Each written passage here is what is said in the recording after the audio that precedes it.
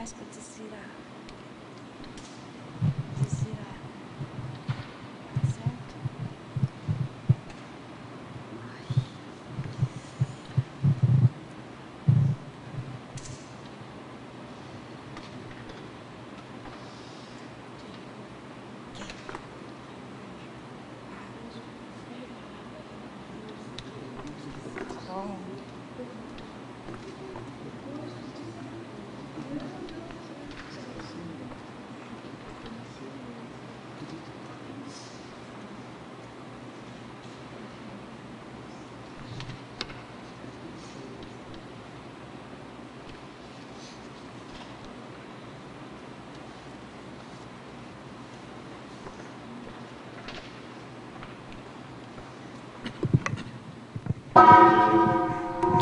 Tertúlia.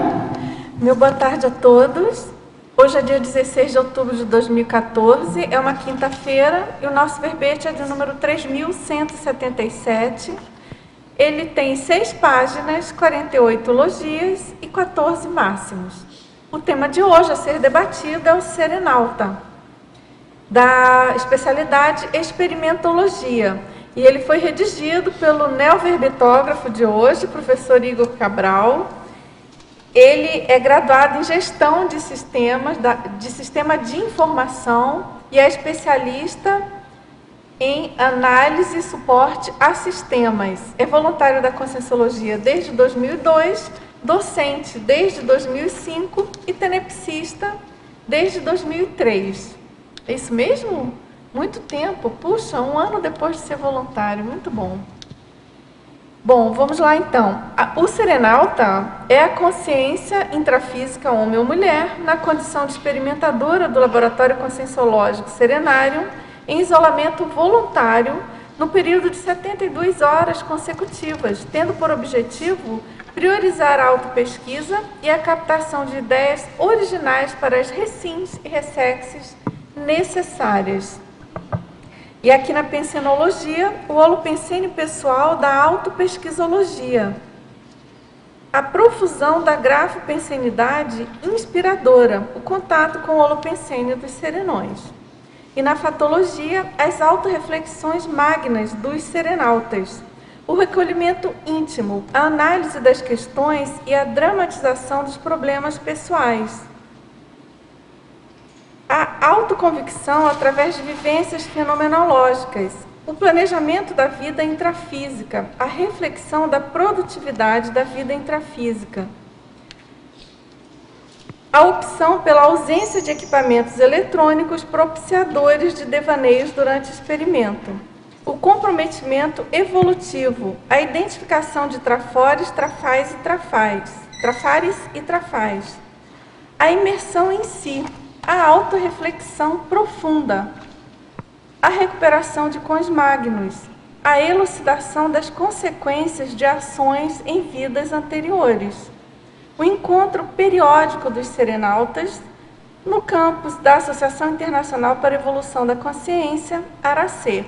E aqui a gente chama a atenção que essa fatologia tem 23 linhas, né? O que configura o máximo, aí são bastante itens para a gente pesquisar e debater. E também o detalhismo tem 28 sessões, né? Agora, na parafatologia, os banhos energéticos recebidos pelos serenautas, a interatividade multidimensional, a erudição multidimensional, a percepção da equipe extrafísica pelo autoexperimentador, o reconhecimento dos amparadores extrafísicos pessoais, a vivência de energias com padrões mais serenos, os extrapolacionismos parapsíquicos, a captação de verpões, a mega euforização, a sensação de estar consciex temporariamente no serenário, a compreensão da representatividade e da liderança multidimensional. Agora, aqui na argumentologia, a gente chama a atenção que ele fez aqui uma listagem de relatos, né? São 16 relatos de experimentos realizados pelos serenautas no serenário, publicados nos periódicos da ARACE. E aqui na remissiologia nós destacamos a aceleração da história pessoal, eclosão criativa, isolamento dignificador, serenárium, soltura mental somática. E na frase enfática, a autodisposição do serenalta em isolar-se por 3 dias demonstra coragem para aprofundar em si, ampliando a autocompreensão dos objetivos, prioridades evolutivas e da autoproexis. E na questionologia, você já se isolou voluntariamente durante 3 dias para refletir sobre a própria existência? Ou ainda não consegue ficar a sós consigo próprio? Considera a possibilidade de ser serenalta em futuro próximo? E na bibliografia específica, nós temos aqui 19 fontes. E é interessante que aqui ele relacionou os números, né, do Jornal da Aracê, justamente em função daqueles relatos, não é isso, Igor? Então, pessoal, vamos lá.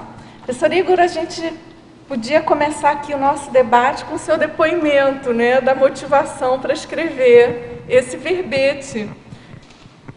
O que você pode contar aqui para a gente? Perfeitamente. Primeiro, eu queria agradecer, né, a oportunidade de estar aqui, agradecer o apoio da Enciclosapiens e principalmente a paciência. A gente aqui agradece. A paciência da Enciclosapiens durante todo o processo do verbete. A minha família, que está presente, a minha família agregada, que também está presente, aos participantes, aos teleparticipantes e principalmente aos amparadores que, né, vêm me acompanhando aí. A minha motivação, né, o meu interesse principal em estar falando um pouco sobre o que é ser serenalta deriva das minhas experiências no laboratório. Eu tive a oportunidade de fazer 4 vezes os experimentos. Uma, inclusive, é bem recente. 4 vezes? Eu participei já de 4 experimentos. E eu entendo que as experiências que a gente pode ter dentro de um lugar que nem o Serenário, que é o laboratório, que é completamente otimizado, é fora de qualquer tipo de referência que a gente já possua. Não importa quanto tempo você vive equilibradamente ou há quanto tempo você já está na Consciologia, o Serenário é uma coisa que muda isso. Ele muda sua forma de pensar, sua forma de interagir com a multidimensionalidade, com a sua equipe de amparadores, com você mesmo, a sua forma de se encontrar e se reajustar consciencialmente.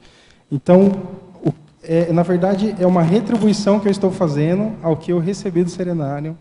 Aí eu resolvi fazer o verbete do que é poder participar desse laboratório. É muito bom, realmente. Agora, Igor, antes da gente continuar aqui no verbete, deixa eu ler aqui a mega-análise do verbete, que eu mudei a ordem aqui, me escapou. Então, a gente tem a mega-análise de todo o verbete, feito pela equipe da Enciclosapiens, as professoras Marilene Raganin, Pilar Alegre e Socorro Frazão, tá certo?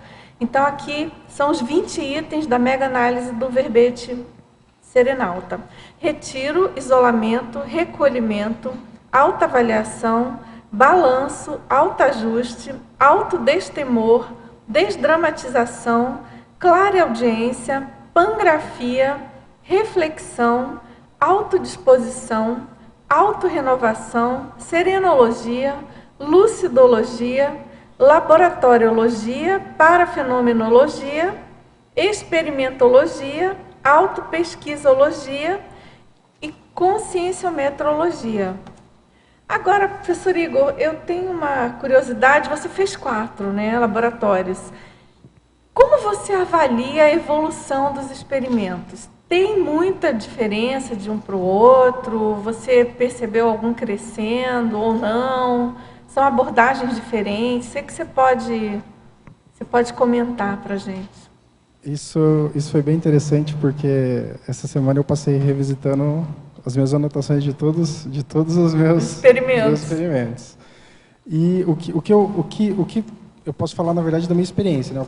Eu coletei alguns relatos, eu conversei com alguns colegas, mas a minha experiência, eu acho que é minha base de avaliação.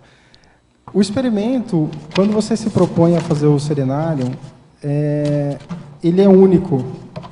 Então, assim, apesar de eu ter feito 4 vezes, eu consigo analisar eles de uma forma completamente independente, porque o meu momento consciencial era muito diferente. E eu fiz em intervalos grandes, assim, eu fiz de 2 em 2 anos cada experimento. Você acha que esse intervalo é bom? Eu acho que esse intervalo é bom.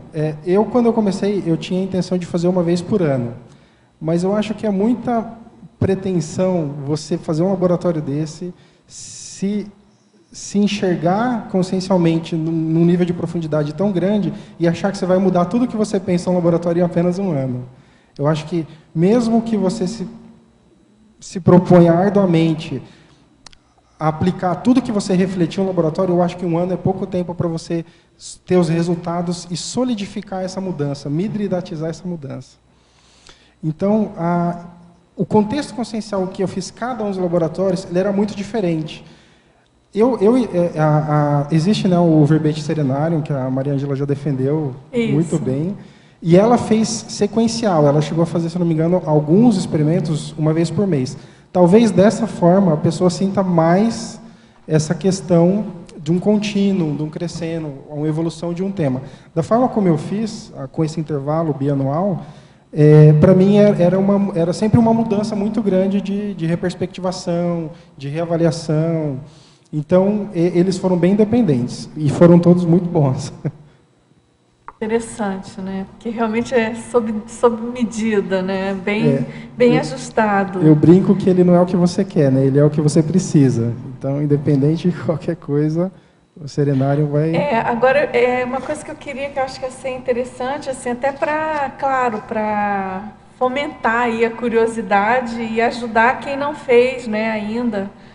E você dá alguma dica, assim, óbvia? Porque eu percebo que, às vezes, tem pessoas que ficam com receio, com medo de não conseguir ficar o tempo todo. Porque isso também faz parte do experimento, não é verdade? Se a pessoa precisar sair antes, ou... Como é que você encara isso? O que você pode dar de dica aí pro... A primeira coisa, eu acho que é a autorreflexão no seguinte sentido. Se a gente não consegue se isolar e ficar com a gente mesmo, como que eu pretendo fazer qualquer tipo de autopesquisa e evolução, se eu não consigo me suportar enquanto consciência? Se eu não consigo fazer isso aqui no intrafísico, como que vai ser quando eu tiver retornado para o meu curso intermissivo ou para a minha paraprocedência? Então, essa foi a primeira reflexão que eu tive quando eu optei por fazer o serenário. Foi o meu primeiro teste. Eu falei, se eu conseguir ficar sozinho, eu já estou me suportando, pelo menos. Eu já consigo lidar comigo mesmo de uma forma diferente. E a segunda é começar a criar referências do que é um padrão homeostático de fato. Porque, querendo ou não, a minha realidade hoje é muito mais próxima do que não é homeostático do que da homeostase de um serenão. Então, sem essa referência, sem eu começar a criar essa referência e a consolidar isso, eu não vou conseguir reconhecer uma energia de serenão no meu cotidiano. Então, estar lá, me predispor a isso, é essa força de vontade de você realmente estar investindo em chegar pelo menos perto de suportar a energia de serenão. Porque, assim, se você não consegue ficar sozinho com você mesmo, você não vai conseguir ficar sozinho com o serenão. Claro. Se você não consegue ficar com as suas energias, você não vai conseguir ficar com uma energia melhor que a sua.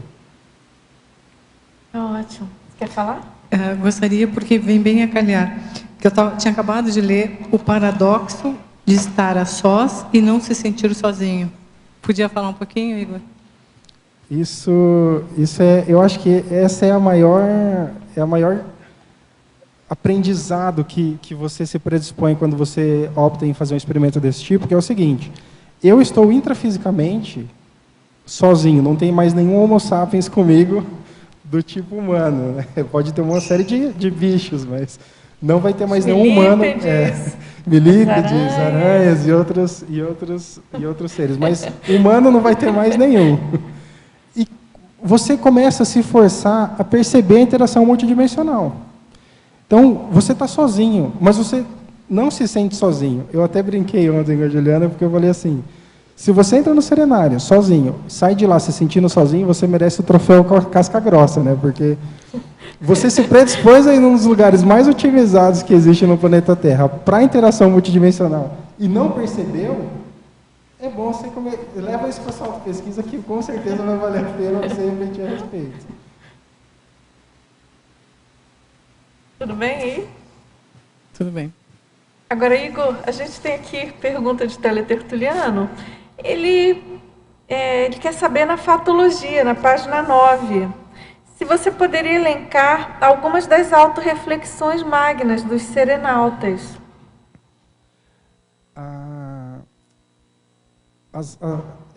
Uma das coisas que eu acho que são as pérolas do serenário são as autorreflexões.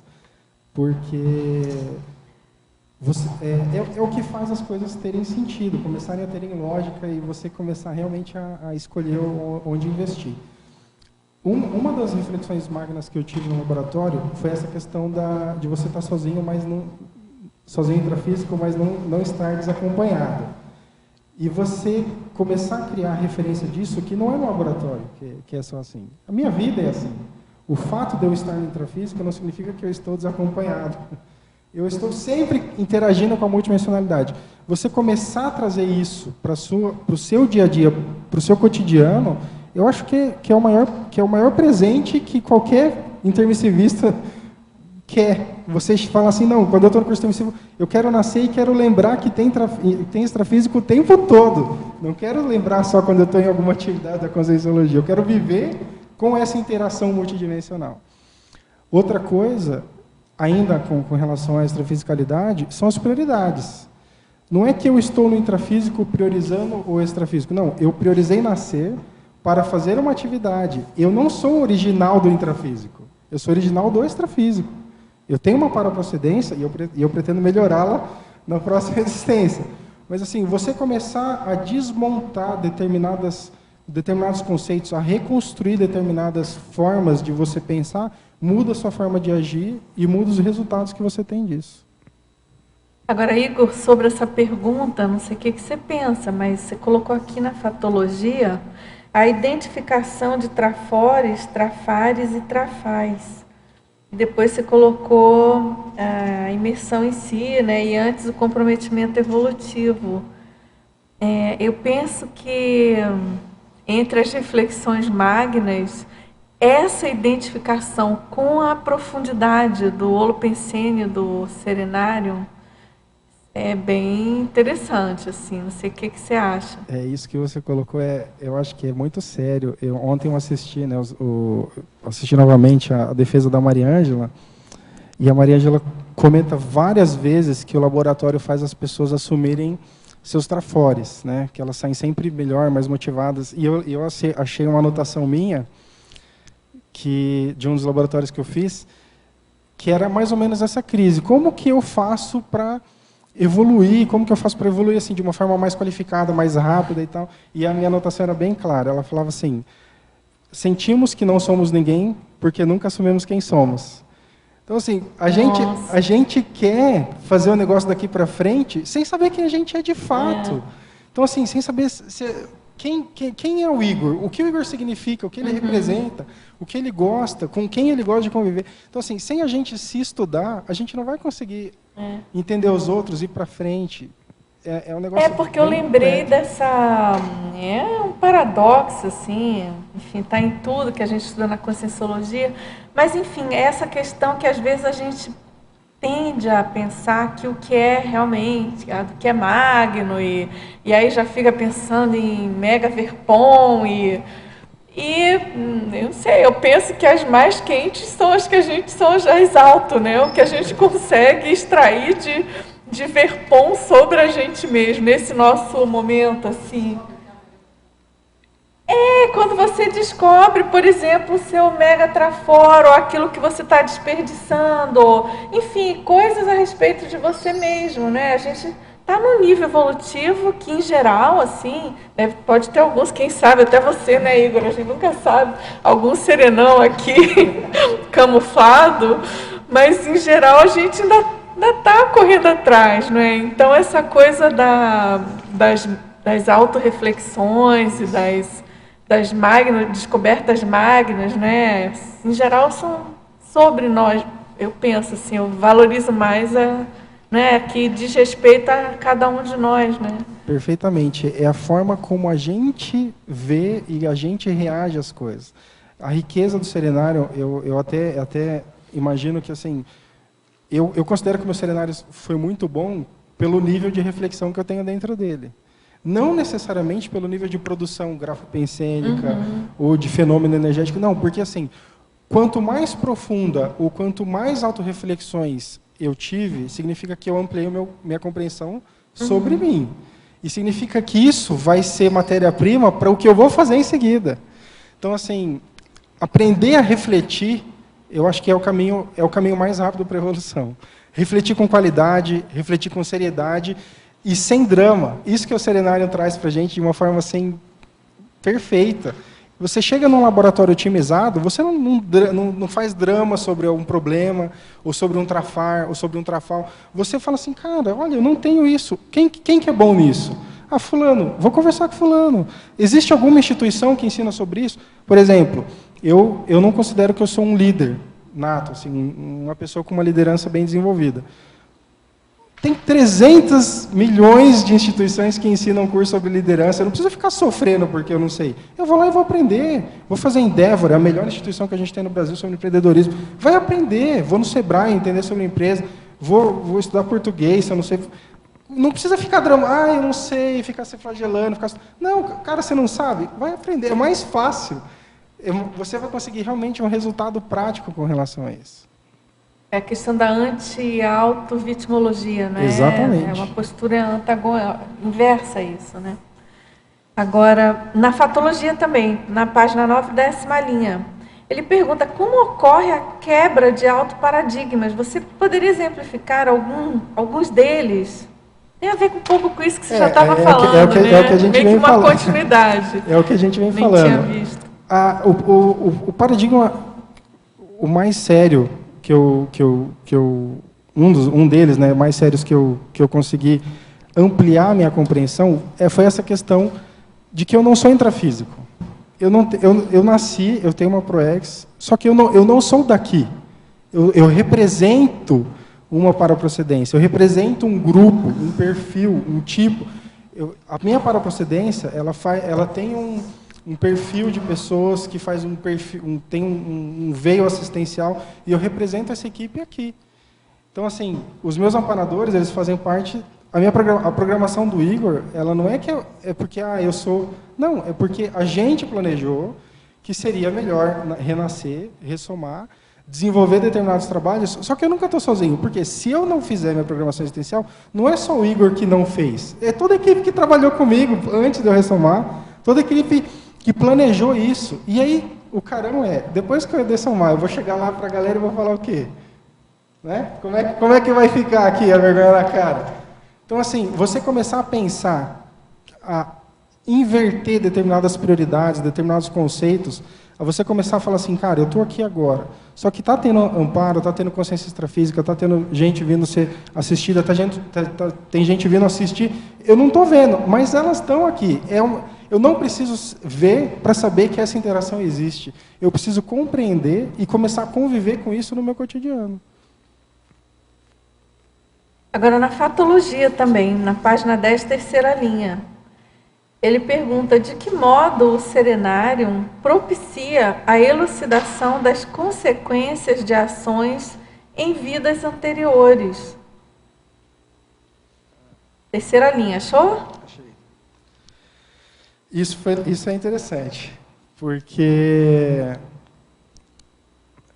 eu brinco, né, que se a gente é a nossa melhor versão de nós mesmos, eu não pretendo descobrir muito do meu passado. Mas o laboratório, ele permite você fazer esse tipo de acesso sem ter repercussões negativas, né? Porque ele é um ambiente otimizado, ele é um lugar bem interessante para você fazer isso. Um dos laboratórios que eu fiz, eu tive uma projeção amparada, me forneceram, né, um amparador propiciou essa projeção, patrocinou, e ele me levou para uma colônia extrafísica e havia um monte de consegues que me conhecia.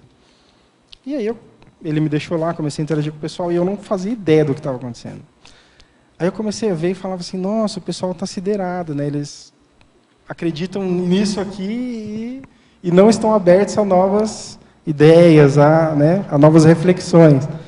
Aí eu fiquei um tempo lá, deve ter sido, pelo meu cálculo, uns 5 minutos, aí ele me tirou de lá e falou assim, então, esse povo está aqui porque você ensinou eles a pensar desse jeito. Eu falei, nossa, muito obrigado.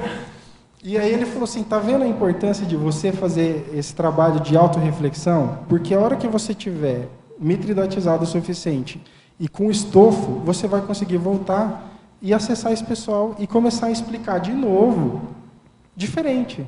Fala assim, olha, não é mais desse jeito, gente, ó.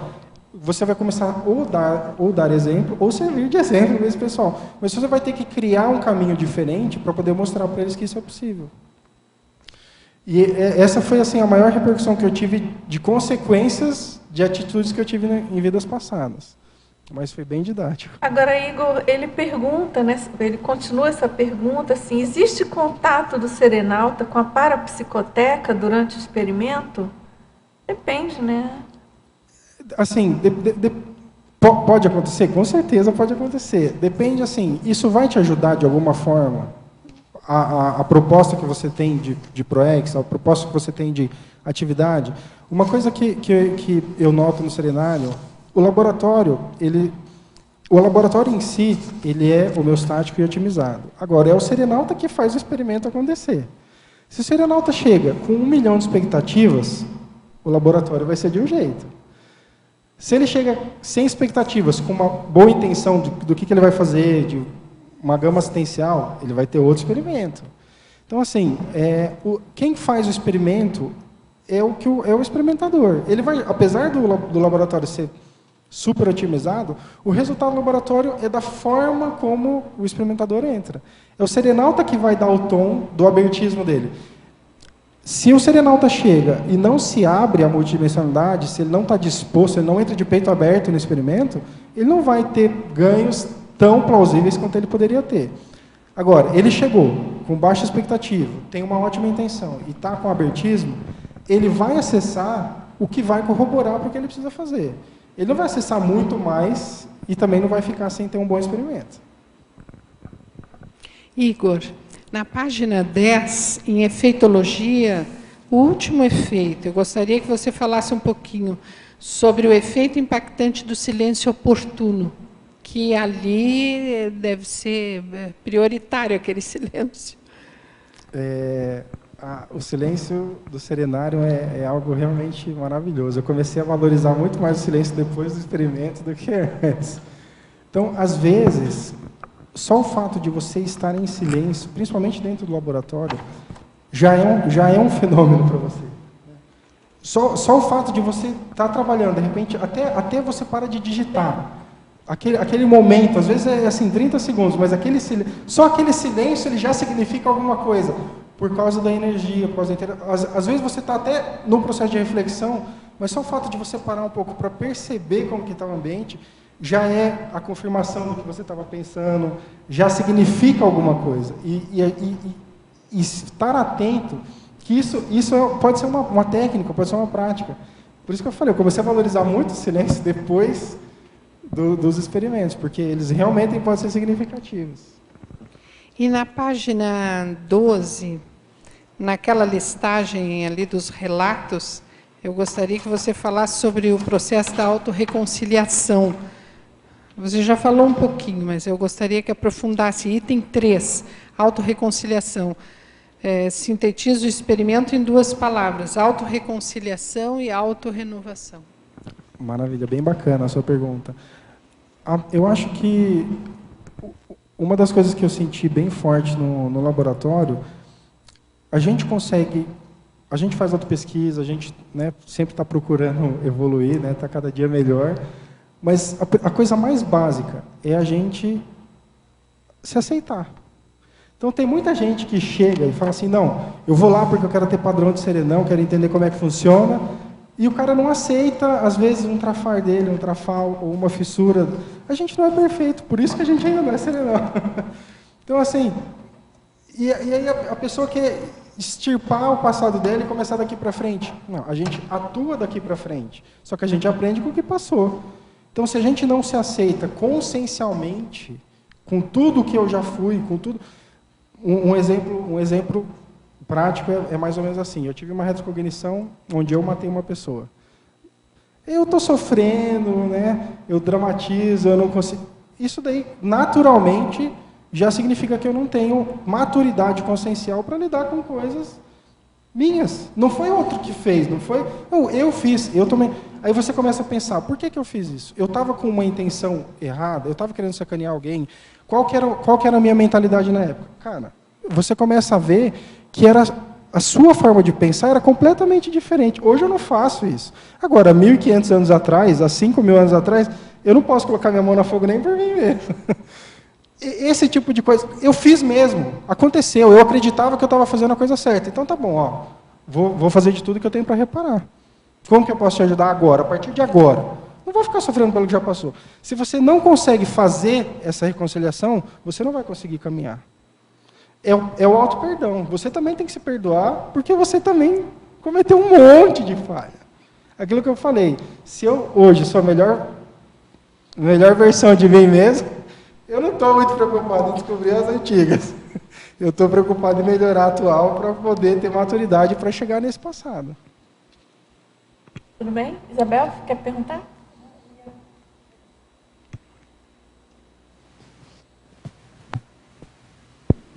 Eu ia comentar sobre o silêncio oportuno. Um dos pré-requisitos para fazer o serenário é fazer o laboratório da imobilidade física Vigio. São 3 horas que você fica olhando para uma parede branca, um ponto fixo, e tentar fazer uma descoincidência dos veículos de manifestação de maneira mais intensa possível. À medida que você vai fazendo esse experimento no laboratório da imobilidade, você vai percebendo, primeiro, os pensamentos ficam intensos, parece que tem um turbilhão, daqui a pouco há um silêncio, daqui a pouco você pode sentir até o organismo interno funcionando, o sangue correndo, as coisas internas. Agora imagine um silêncio de 3 dias. Você com você, adentrando cada vez mais ao núcleo da sua essência consciencial. Esse é o experimento laboratório do serenário. É possível. Muito bom. Eu queria saber se essa explicação que a Isabel deu tem relação com o item da fatologia, na 6ª linha, final da 6ª linha, a autoconvicção através de vivências fenomenológicas. Né? Eu fiquei pensando, será que não seria parafenomenológicas, né? Por causa da interação multidimensional? Né? Daí estaria na parafatologia, né? Está na fatologia. Então eu fiquei curiosa e eu acho que ela acabou respondendo a minha pergunta. Comentar um pouco mais as suas experiências? Na verdade, é bem sutil essa diferença, porque você está sozinho, mas você está interagindo o tempo todo muito, né? Então, assim, realmente, os fenômenos parafenômenos, né? A interação extrafísica é muito forte, e às vezes é muito sutil, depende do nível da consciência que está se manifestando, né? Não necessariamente do serenauta. Mas o legal do laboratório, nesse sentido, é que você está sozinho. Então, se acontecer algum fenômeno, você não pode virar e falar assim, não, foi fulano, foi Beltrano, não, foi você que estava pensando, foi você que me induziu. Cara, você está sozinho, intrafisicamente falando, você está sozinho. Então, se você não se convenceu com isso, aí vai ser difícil alguma coisa além disso te convencer, porque aí não tem. Aí é realmente um processo de autoconvicção. Aconteceu com você se predispôs, aconteceu com você estava sozinho, logo existe, né? Logo a manifestação é real. E aí, o que você vai fazer com isso? Eu percebo que muita gente tem medo que determinadas coisas aconteçam no laboratório, porque elas não querem assumir a possibilidade daquilo, e depois o que elas vão ter que fazer com aquilo? Qual a responsabilidade delas depois de... Eu brinco que é que nem ler, né? Depois você aprende a ler, você fala, agora, colega, não tem como você esquecer. É interessante, Depois... porque deve aumentar a autoconfiança, né? E aí, durante a TENEPS, vai ficando mais, amplia mais a percepção, né? Provavelmente, né? Que eu nunca fiz ainda no laboratório. Exatamente. Depois que acontece, você não pode falar assim, não sei, nunca aconteceu comigo. Aí você começa a ter responsabilidade sobre as coisas. Sim. Mais responsabilidade sobre algumas coisas. Interessante. Outra questão é que você comentou sobre referência, né? Padrão de referência do padrão homeostático, né, do laboratório, né, que deve ser bem intenso, mas tem outras situações que a gente também vivencia, né, por exemplo, um curso de imersão como o ECP2, né, a gente sai com esse padrão, né, otimizado. Agora, eu gostaria de saber de suas dicas, como manter isso, né? Porque no dia a dia a gente tem que se encarar, né?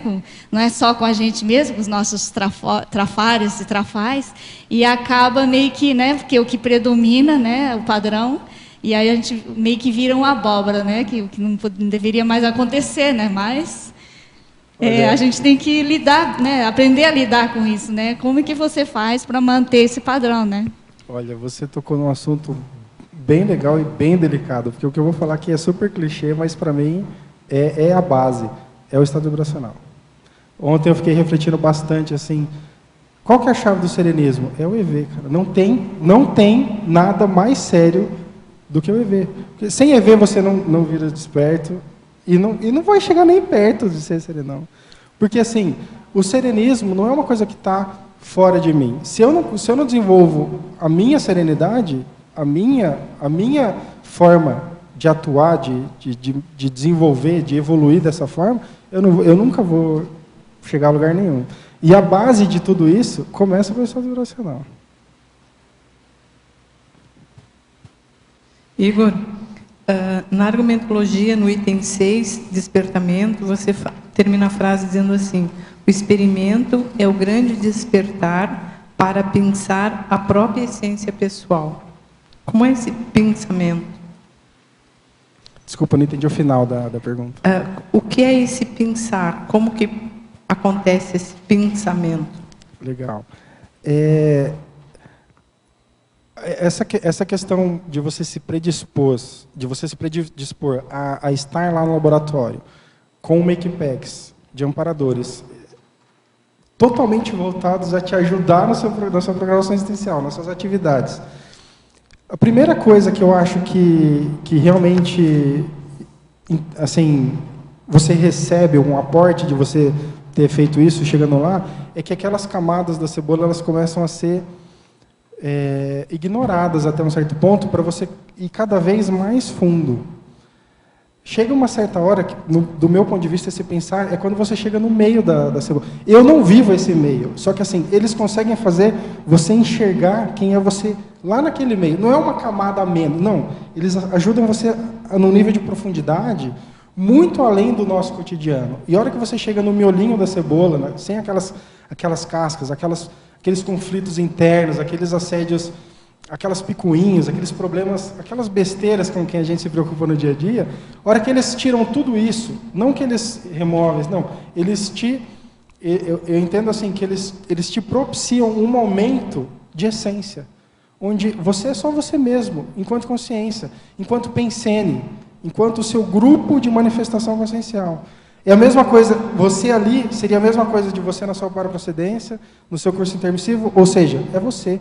Sem os percalços, os problemas, a forma, a mesologia com que essa vida nos transformou no que a gente é hoje.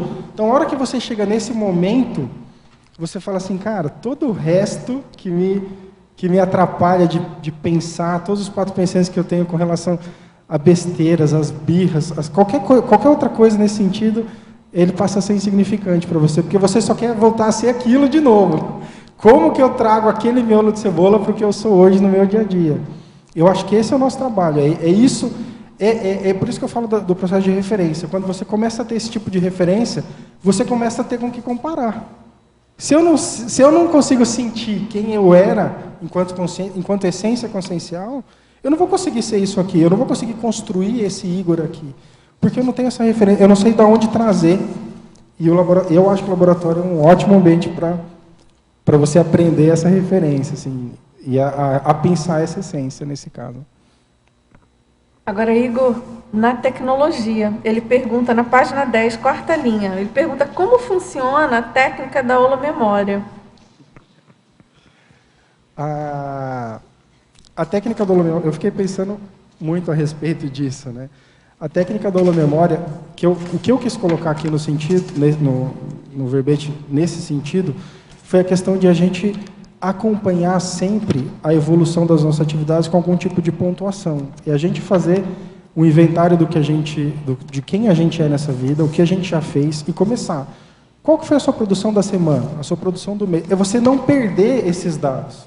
Porque esses dados são importantes. E aí, se você começa a fazer hoje, imagina daqui a 10 anos, você ter uma lista de tudo que você já fez, de todos os atos que você desenvolveu, de todas as pessoas que você encontrou. Isso é de uma riqueza. Imagina se a gente tivesse conseguido fazer isso já há 10, 20, 30 anos. É um negócio assim, fabuloso. Ah, Igor, mas dá para acessar a memória no laboratório? Claro que dá. Faça o seu experimento e tenha suas próprias experiências. Agora, Igor... Oi? Quem quer perguntar? Rapidinho. Claro, pois não.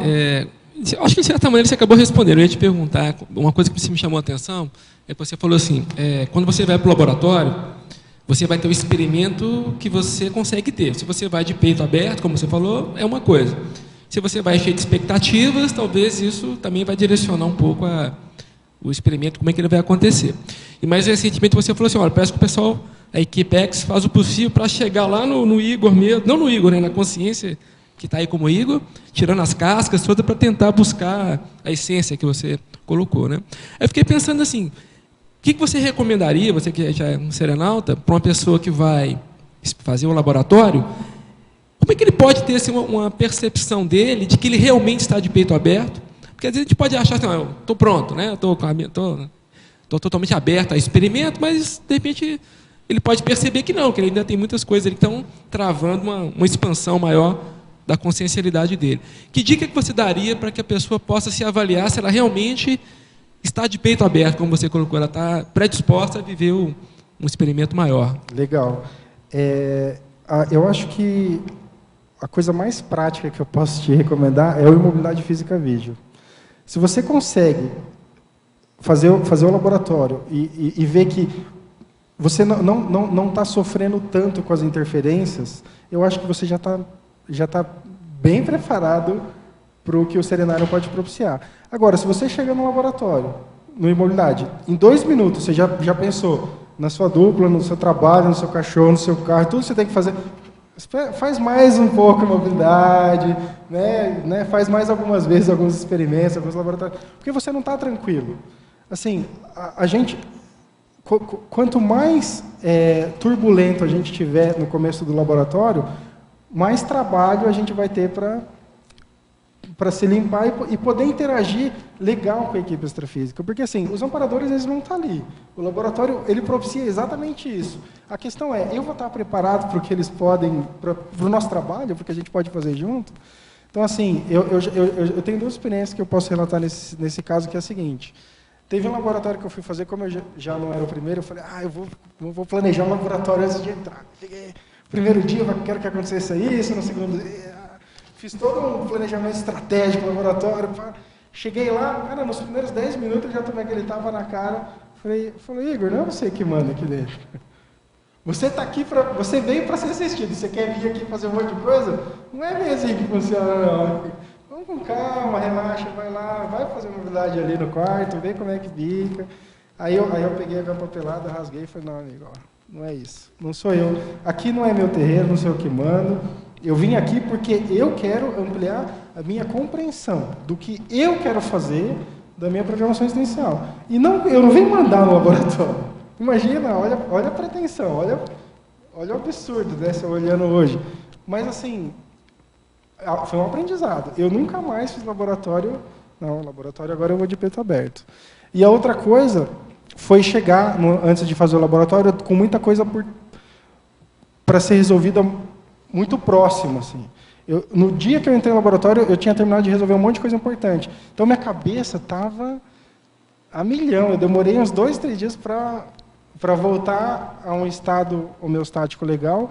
E aí eu perdi um dia no laboratório preocupado com as coisas que eu estava resolvendo.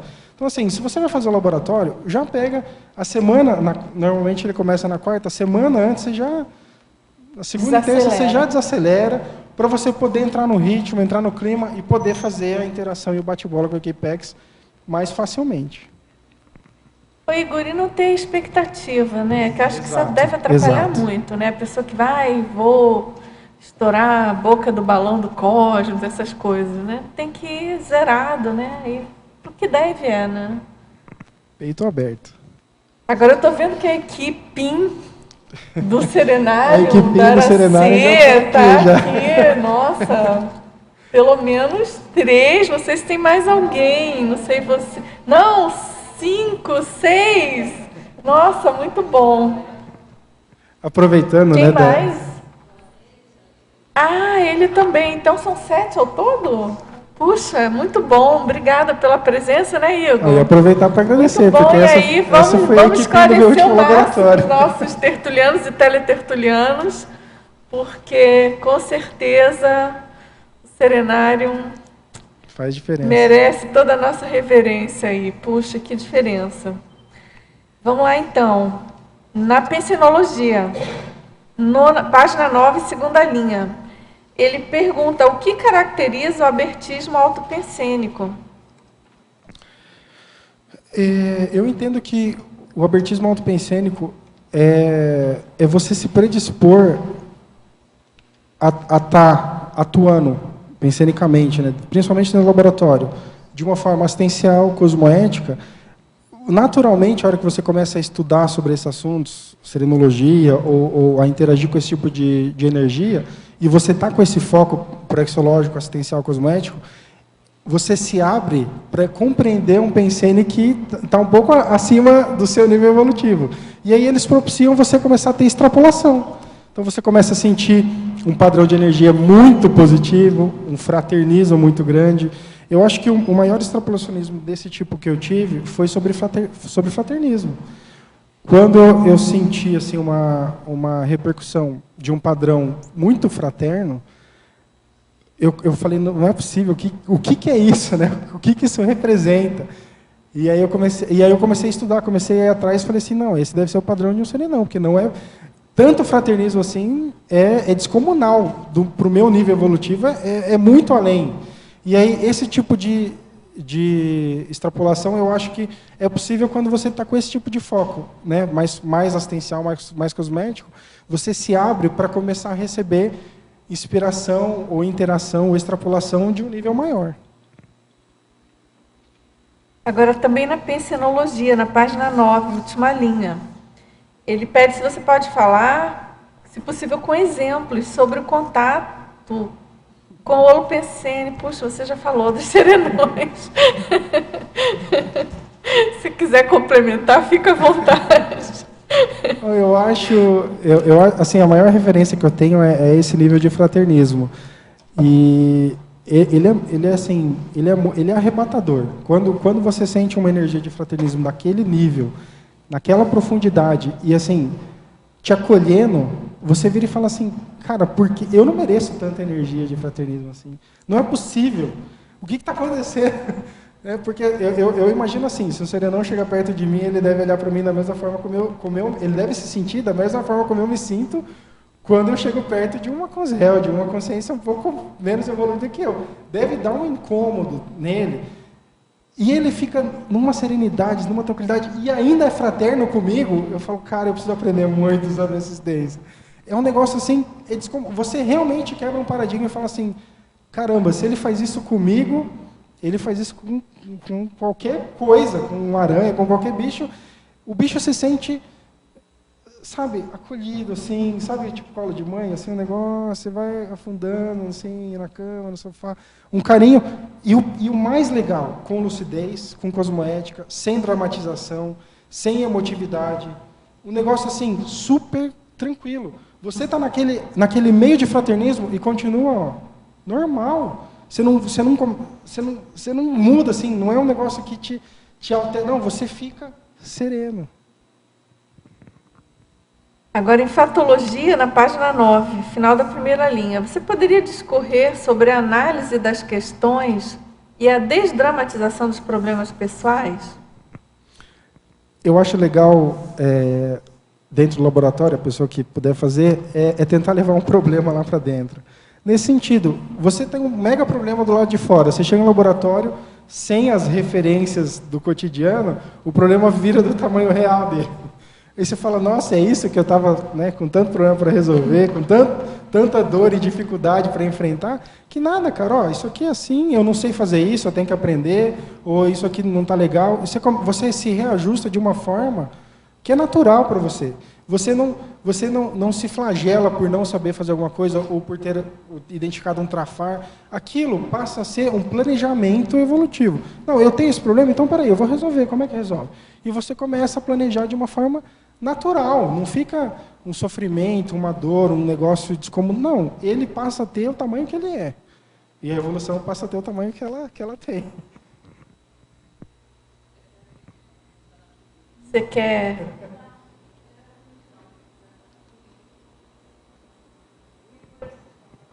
É? Obrigada. Tá bom, ok. Que ótimo. Tânia? Igor. Oi, tudo bom? Tudo Eu bem. queria que você falasse aqui na parafatologia, da terceira linha de baixo para cima, aqui no meio. A sensação de estar consciente temporariamente. Isso para mim vai ser bastante importante, que eu vou fazer o meu em fevereiro. Agora, meu primeiro, né? Então, Opa, como legal. é que é, quer dizer, como é que vai ser esse treinamento de consciência? Quer dizer, a gente pode fazer isso aqui fora, mas fala como é que é lá dentro, você que já fez várias vezes. Isso é legal. Eu tenho duas experiências a respeito disso. A primeira é a seguinte. Teve uma hora no experimento que eu estava tão empolgado com uma atividade que eu estava fazendo, de repente bateu uma fome. Eu falei, não, peraí, né? Como é que eu vou lidar com isso? Estava tão legal.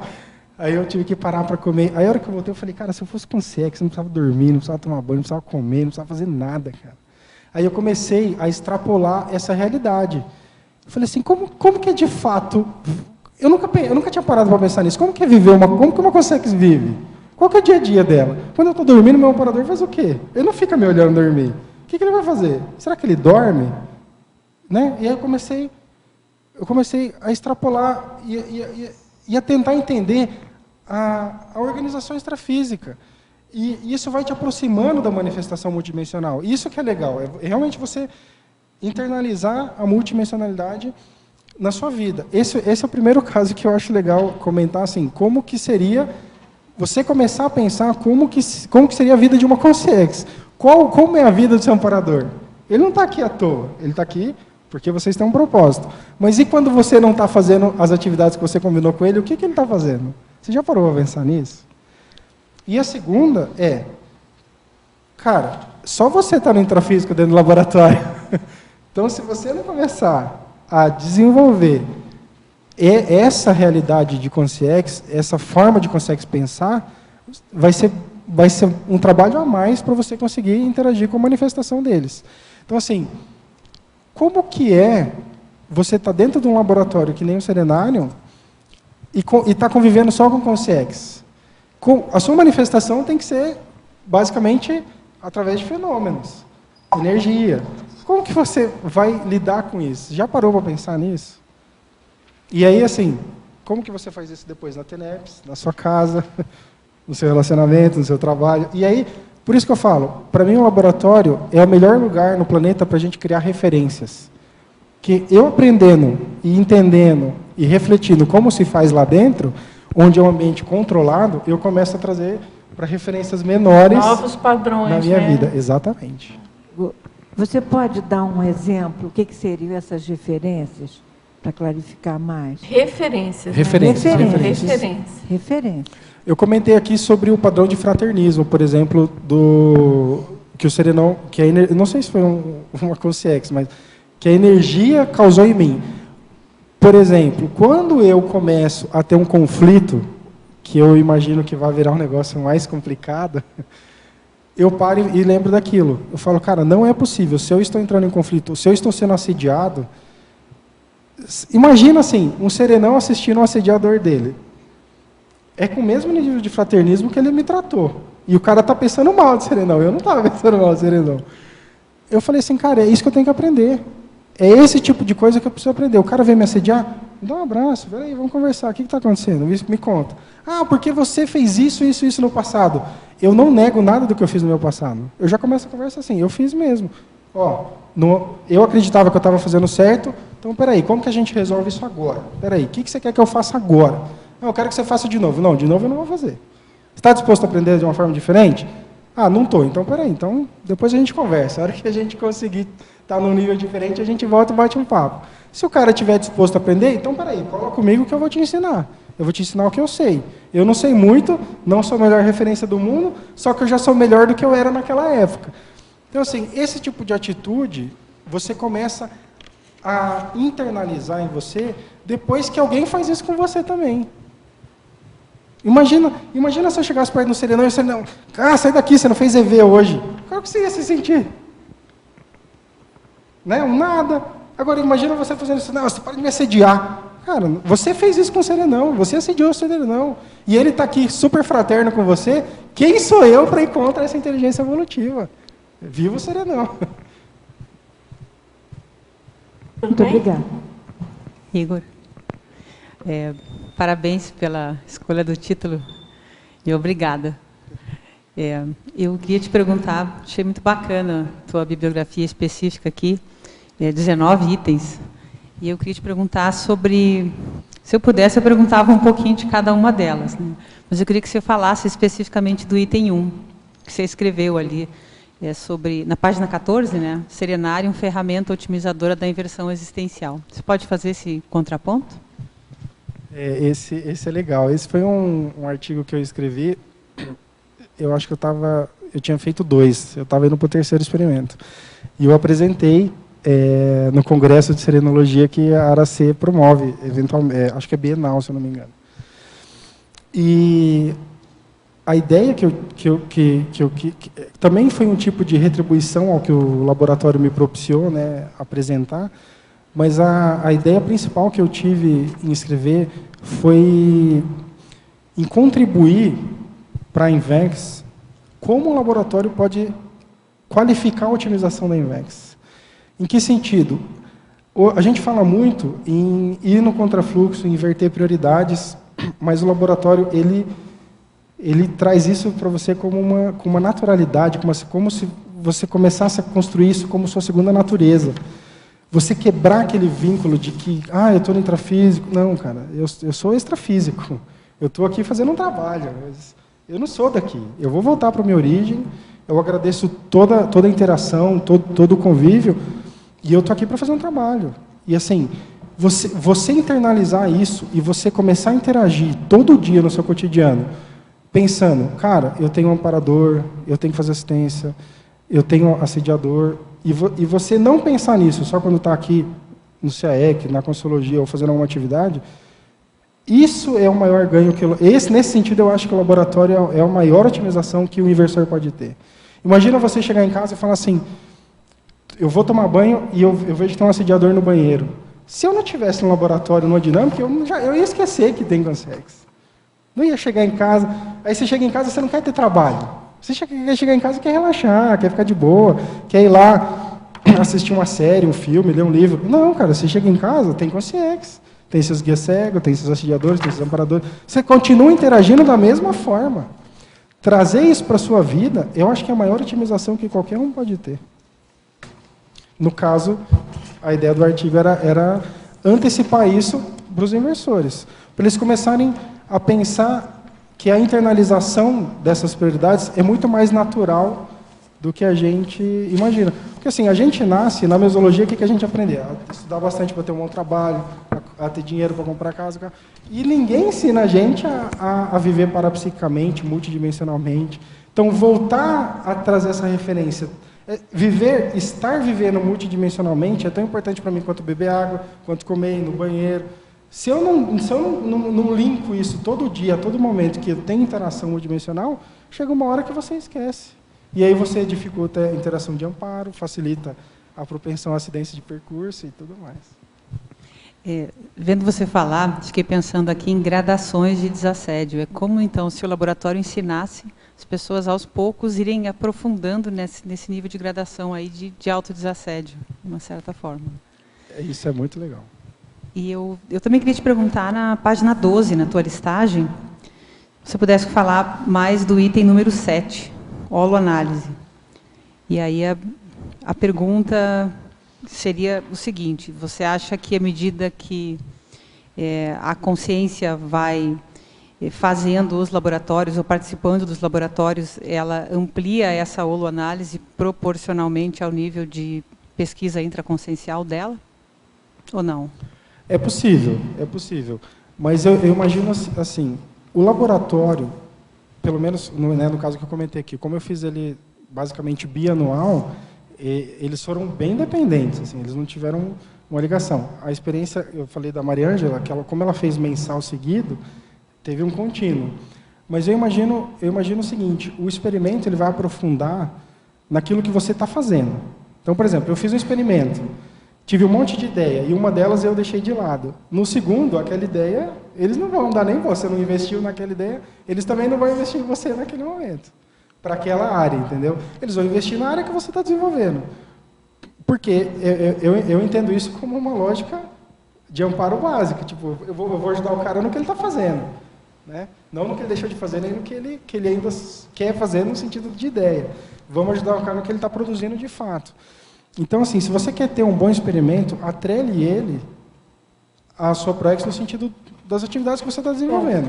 Você, com certeza, vai ter extrapolações em investimento de compreensão e reflexão para qualificar e ampliar aquilo que você está fazendo. Seria uma espécie de técnica de convergência, né? Exato. Exatamente. Obrigada. Você colocou na frase enfática aqui um ponto que eu achei interessante aqui, né? Que seria os objetivos, né, prioritários evolutivos da AutoProEx. Na sua casuística, o que foi que deu, vamos dizer assim, aquele upgrade na tua ProEx, que você, vamos dizer assim, reformulou tudo e você viu que era o ponto principal? Teve um experimento que foi bem engraçado nesse sentido, que eu cheguei no laboratório e natural, assim, não estava com expectativa nem nada, comecei a pensar em um monte de coisa, né? E aí fui lá e comecei a escrever, todo animado, tal, não sei o quê, blá, blá, blá. E aí a hora que eu terminei de fazer todo um planejamento, eu falei assim, cara, para mim o experimento já acabou. No primeiro dia eu já falei assim, não, já foi top, já está ótimo. Então daqui para frente, né, vai ser muito legal. Mas ali para mim já tinha valido a pena o laboratório, no primeiro dia. Aí, a hora que eu terminei, assim, um pouquinho antes, eu ia tomar banho, um pouquinho antes de eu tomar banho, veio uma inspiração, uma clareaudiência, assim, mas um negócio bem suave, mas bem... Ele virou e falou assim, o amparador que estava comigo, você imagina que com o seu temperamento e com tudo isso que você colocou no papel para fazer, sem uma dupla, você vai conseguir fazer? Nossa, eu tomei um banho de água fria antes de tomar um banho de água quente. Aí eu sentei na hora e falei assim, filho da mãe, eu tava tão tranquilo, tão de boa, sossegado na minha. E aí ele voltou e falou a mesma coisa, a mesma frase. Aí eu já estava sentado, né? Ele falou assim, pensa com bastante carinho, tudo isso que você escreveu, se não é melhor você arrumar uma companhia. Senão vai ser muito possível que você não consiga ter suporte, pelo seu temperamento, que você não vai conseguir ter suporte para fazer tudo isso. Aí eu falei, tá bom, vai. Vou dar o benefício da dúvida, às vezes você tem razão. Falei pra ele, tava puto na vida. E aí eu fui tomar banho, fui dormir, fui comer, fui fazer outras coisas. No dia seguinte, eu tirei o dia para pensar só em relacionamento. Já que o dia anterior eu tinha feito um monte de atividade, de planejamento, eu falei, agora eu vou pensar no que eu preciso ter para chegar nesse ponto. E aí comecei. Tirei um tempão sobre relacionamento, sobre qualificação, o que eu precisava aprender. E aí comecei, o dia inteiro foi sobre isso. E aí no fim do dia,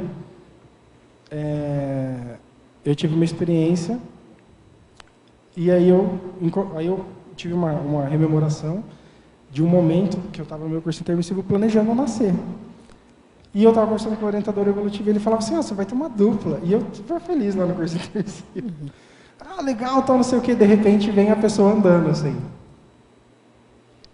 na minha direção e do orientador. Quem que era a pessoa? A Juliana. Que legal. Aí eu virei para uma operadora e falei assim, só tem um problema, vocês não avisaram ela ainda. Como não resolver esse problema? E aí, fala pra mim. Agora, beleza, você me ajuda, me dá inspiração, agora eu que fico com a bucha de falar com ela. Aí eu fui lá e fui atrás, e não foi fácil, assim. Não foi, porque até então eu queria ficar solteiro, ela também queria ficar solteira, não tinha assim... A gente trabalhava muito, a gente fazia parte do grupo de inversor da Aracê, e a gente fazia palestra, a gente fazia trabalho toda semana, mas a gente nunca tinha tido nenhuma afinidade nesse sentido, a gente produzia bastante. Aí eu cheguei de viagem, falei, agora um abraço, né? Aí fui lá, não tem interesse em ficar com você. Falei, agora danou-se. E aí? Aí voltei para casa e falei, e aí, filhão, como é que faz agora? O problema ficou na minha. Aí ele falou, não, calma. Aí o que eu falei? Cara, eu não tenho convicção maior do que a experiência que eu tive no laboratório. Se eu não confiar naquilo, cara, esquece, joga tudo, vai embora e larga. Porque assim, eu tava no laboratório, eu tive uma projeção amparada, patrocinada. Voltei com o meu curso intermissivo, estava com o orientador evolutivo. Eu estava querendo o quê? Receber um fax em casa, uma carta, ser registrado em cartório. Cara, não tem convicção maior do que essa. Eu falei, não, vou em frente. E aí foi. Foi, 48 nãos depois eu consegui. Mas por quê? Porque eu tinha certeza, eu não tinha mais dúvida. Cara, é isso. Então, assim, esse tipo de coisa você pode ter no laboratório, desde que você esteja disposto. E uma coisa que eu falo que é muito importante, principalmente com relação à dupla. Cara, eu só consegui fazer essa reflexão depois que eu tinha feito o meu planejamento de ProEx. Você só acha a sua dupla a hora que você estiver fazendo ProEx. Você não vai conseguir inverter essa ordem. Por quê? Porque você nasceu para fazer uma atividade. A sua dupla faz parte desse conjunto. Se você não está focando na atividade, você não está ressonando energeticamente para atrair as pessoas que têm ligação com isso. É uma matemática evolutiva isso. Para mim isso é extremamente claro. Então assim, quer arrumar dupla? Vai fazer ProEx, vai fazer assistência que você vai arrumar.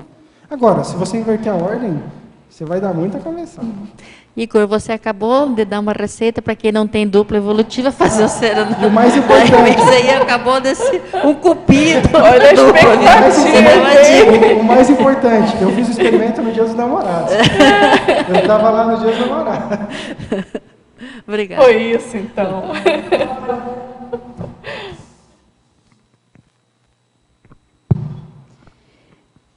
Qual seria a melhor postura para entrar no serenário?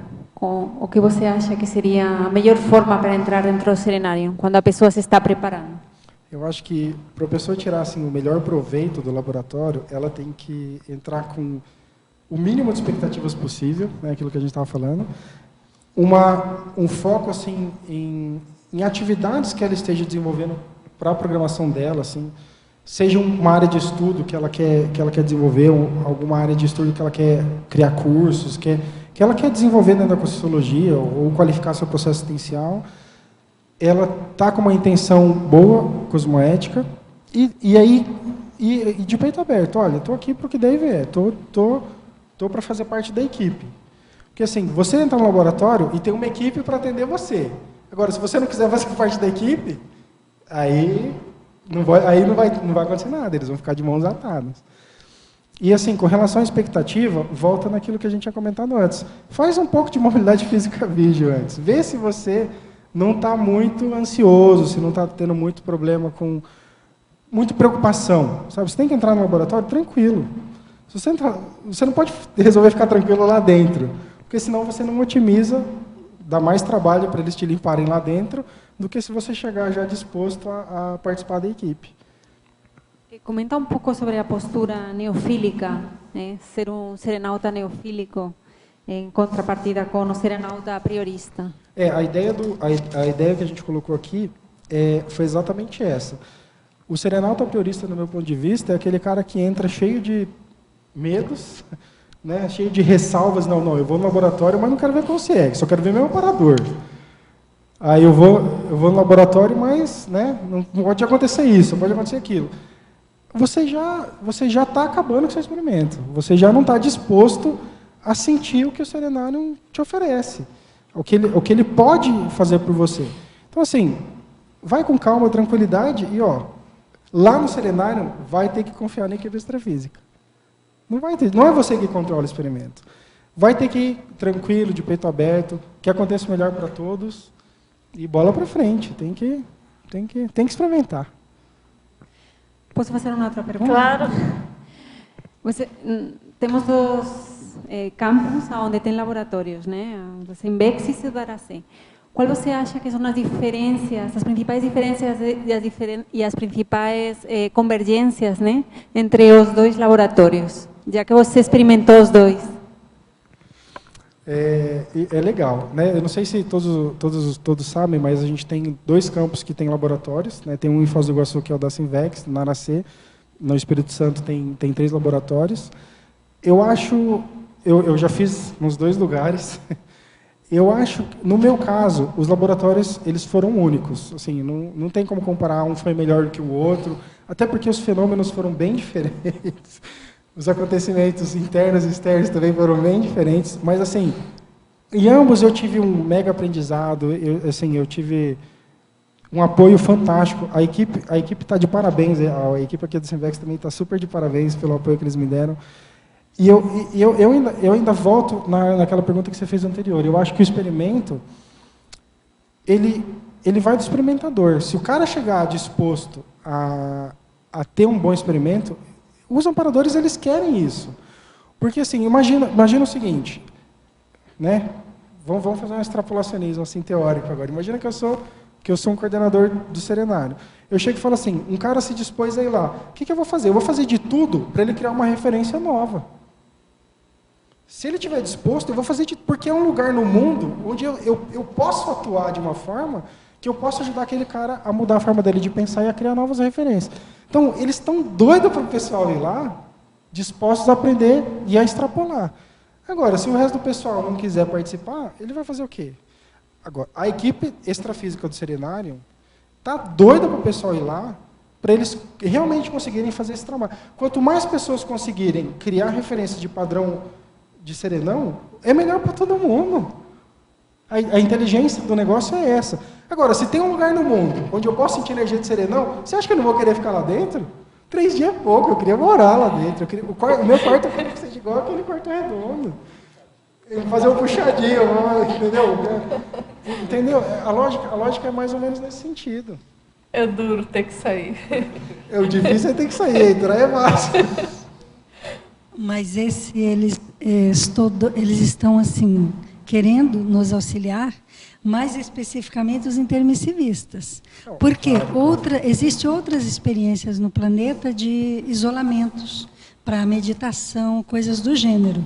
Mas, no nosso caso, o laboratório ele é um útero mental somático com esse campo otimizado de serenão para que a gente realinhe na proexis. Na autoproexis, na proexis grupal e na maxproexis. E acelera tudo daqui para frente. Então, cada um de nós que conseguir fazer esse isolamento, mas ele reconecta com a sua paraprocedência, ele relembra, é possível, ninguém está aqui garantindo nada, vai depender dos experimentadores, mas é possível reconectar e dar saltos quânticos a partir daí nas proexis grupais, porque nada é uma pessoa sozinha. São grupos intrafísicos e extrafísicos que se planejam as proexis. Então, é uma diferença gritante, realmente, no resultado daquela pessoa que ela entra com foco e com esse abertismo para fazer esse tipo de reconexão. Quer falar? Eu queria só complementar, isso que a Isabel colocou é bem legal, e uma dos paradigmas que a gente constrói, ou que a gente quebra para construir esse novo, é que você começa a pensar que você e a equipe de amparadores que atuam em conjunto com você para o desenvolvimento da sua ProEx se torna uma unidade, se torna um time, é uma equipe. É Equipex, literalmente. Não é que assim, não, hoje veio fulano de tal, Beltrano. Não, você tem um grupo que transforma vocês em uma unidade de atuação. E essa unidade tem um trabalho. E eu sou representante desse trabalho. Agora, Igor, na fatologia, página 9, terceira linha de baixo para cima. Você poderia falar a respeito do desassombro cosmoético do próprio purão consciencial? O primeiro laboratório eu fiz com 22 anos, né? Então eu estava numa fase assim ainda mais jovem, né? Procurando me aceitar em uma série de coisas. E eu acho que o laboratório me ajudou muito na seguinte questão. Eu tinha um monte de colegas da mesma idade, pessoal do trabalho, pessoal da faculdade, que eles se divertiam muito indo para barzinho, para balada, para show. E eu não me sentia bem indo com eles, assim. Era um negócio que... E eu falava assim, puta, mas eu não vou ter amigo, né? Aí o laboratório foi assim, transparente. Eu falei assim, se isso não faz bem para você, se você, não sou eu que estou... Não era o meu amparador que está... Não, você não se sente bem fazendo isso, não se cobre de fazer. Aceite que você não faz e descubra o que te faz bem. Então, assim, aí eu comecei a pensar, pô, é verdade, sabe? É uma lógica tão simples. Só que como você está inserido num contexto que te cobra tanto de fazer determinadas coisas, eu falei, não, mas tá certo, eu preciso descobrir qual tipo de diversão me agrada, o que me faz bem e começar a ir em busca disso. E não ter que me adaptar à diversão dos outros, porque daí eu ainda não gosto do que eu estou fazendo, volto para casa carregado e ainda demora dias para voltar ao normal, energeticamente. Então, assim, sabe, foi de uma clareza, de uma transparência e esclarecimento. Ele falou... E outra coisa que ele falou assim, você não está sozinho, não precisa ficar procurando amigo, a gente está aqui com você. Claro, não vai viver disso, só que assim, a gente está te acompanhando, não precisa ficar caçando qualquer um para ser seu amigo, você vai ter. A hora que você precisar, você está amparado, a hora que você precisar ter amigos intrafísicos, você vai ter amigos intrafísicos. Você não precisa ficar procurando esse tipo de coisa, você precisa focar nas suas prioridades. A hora que você estiver focado nisso, você começa a reverberar uma energia, um padrão que tem a ver com o que você planejou fazer. E essa ressonância vai trazer as pessoas que têm a ver com isso. E aí foi quando eu comecei a encontrar a galera que realmente fazia mais parte dessa linha que me interessava. Agora, em fatologia, ele pergunta o que vem a ser, na página 10, segunda linha, o que vem a ser reperspectivação de vida?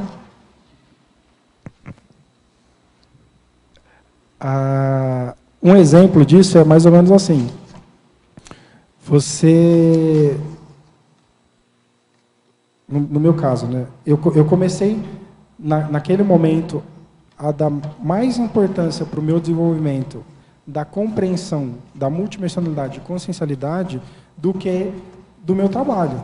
Do que focar em ganhar mais dinheiro, focar em virar gerente ou diretor de uma empresa. Eu não fazia meu trabalho de qualquer jeito. Eu era muito bom no que eu trabalhava. Só que eu falei assim, no meu tempo livre, eu prefiro fazer outra coisa.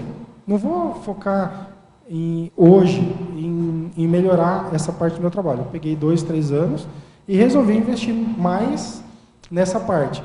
Mas por que você fez isso? Falei, para mim a matemática também foi simples. Eu não sou desperto, não sou serenão. Então, é muito mais provável que em todas as minhas outras vidas eu tenha investido mais na minha área profissional do que na minha interação extrafísica. Falei, eu vou fazer o inverso nessa. Eu vou investir mais no meu domínio parapsíquico do que no meu domínio profissional. Por quê? Porque eu quero que na próxima vida esse lado esteja melhor. É natural. Então, assim, esse tipo de lógica, de reperspectivação, você realinhar pontos de vistas, você pode fazer. Pode ser que o laboratório te propicie isso, dependendo da forma como você entra nele. Agora, na fatologia, também na terceira linha, de baixo para cima, ele pede se você pode comentar com exemplos a desdramatização multidimensional através do bom humor. Patologia. Terceira linha, de baixo para cima. Desdramatização multidimensional através do bom humor. Aquela história que você contou da sua duplista é muito interessante. Assim, uma das coisas que fica clara no laboratório, como você desdramatiza, você passa a ter uma sensação de leveza e você começa a fazer piada com seus problemas. E, no caso da dupla, foi um deles, mas teve um experimento, uma hora que foi bem legal, que chegou um amparador específico de bom humor. E ele só fazia piada com todas as mazelas que eu estava trazendo. Ele falava, você está preocupado com isso? E dava risada. Não, isso não é problema, não. E aí ele começava a me desmontar com piada. E eu, mó sério, mó compenetrado, todo preocupado com as coisas que eu tinha que fazer. E ele falava assim, Igor, mas você não acha que você está gastando energia demais em ficando ranzinza desse jeito? Não vai ser um velho ranzinza, vai ser um jovem ranzinza.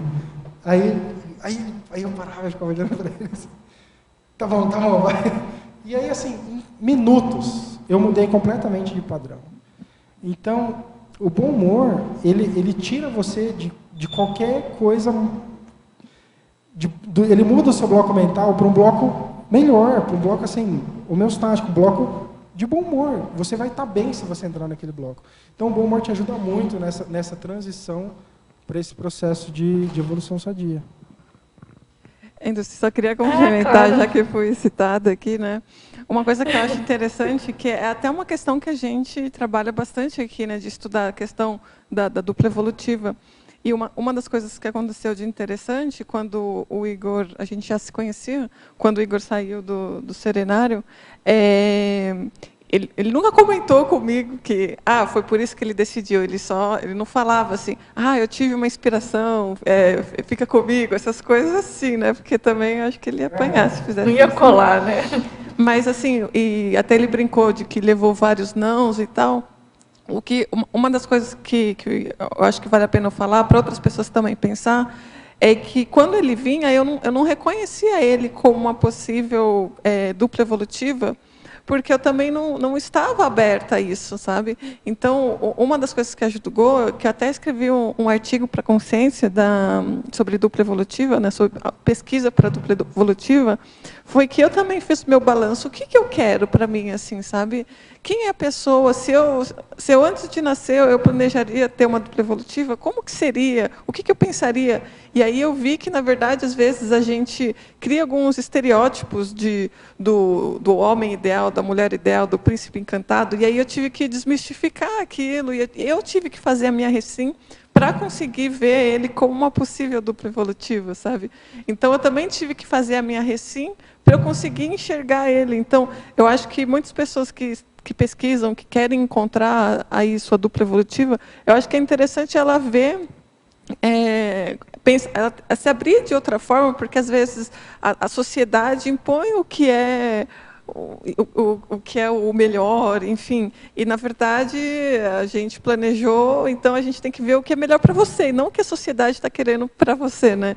Então aí quando eu entendi o que eu queria para mim, assim, aí eu consegui ver que o Igor tinha os pontos que para mim era importante para a gente trabalhar junto, porque a dupla evolutiva, eu achei interessante que ele falou de Proexis, é uma dupla, são parceiros para a gente trabalhar junto, evolutivamente. Então, eu entendi que quando também entrei na questão de Proex, que foi que a gente se encontrou e que a gente se identificou. Então, acho que o que ele falou, que a gente pensa, né, na nossa opinião, é assim, para a gente encontrar a nossa dupla evolutiva, estar mais próximo da nossa Proexis, aí a dupla evolutiva fica mais fácil de a gente se enxergar. E não, eu quero ter uma dupla evolutiva para eu começar a fazer a minha Proexis, entende? Sim, Às bem vezes, diferente, né? Tem pessoas que querem, eu só vou fazer minha Proexis quando eu encontrar minha dupla. Então, eu acho que é mais ou menos nesse quesito, assim. É interessante essa inversão, bem positiva. O Juvenal vai falar? Não. Você?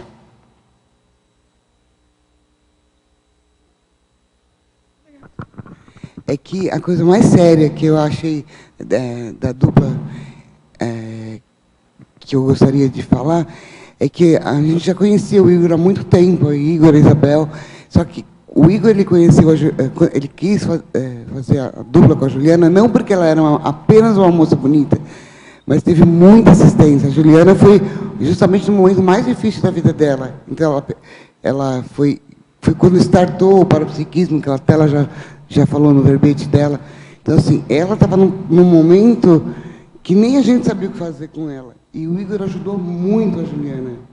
Então, assim, ele ajudou a gente a entender o que acontecia com a Juliana. Ele não assistiu só a Juliana, ele assistiu toda a família. Então, assim, que bacana. E a Juliana ajuda muito o Igor.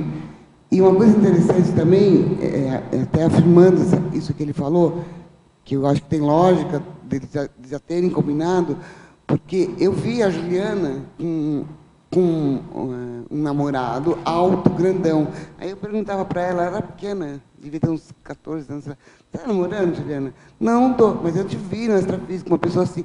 Depois que eu fui ver aquela descrição do Igor. Interessante. Então, assim, eles já estavam trabalhando no Extrafísica, né? E eu já tinha visto. Mas eu não entendia, porque como eu não conhecia, depois que eu conheci, que eu fui entender que era o Igor, né? Poxa, que história interessante. Então, mais essa faceta do serenário que eu desconhecia, né? Não é? Então, vamos lá, Igor. Na parafatologia, página 10, quarta linha de baixo para cima. Você poderia falar sobre a participação de aulas extrafísicas?